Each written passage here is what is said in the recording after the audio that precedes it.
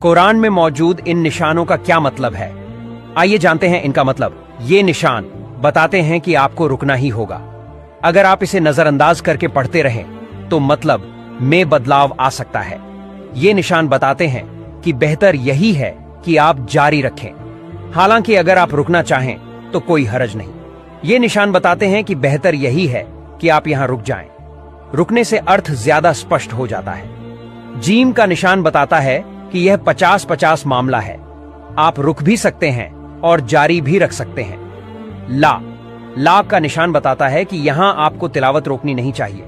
अगर आप यहां रुक गए तो मतलब अधूरा रह सकता है। सीन का निशान सेक्टर या छोटे ठहराव, शॉर्ट पॉज का इशारा करता है।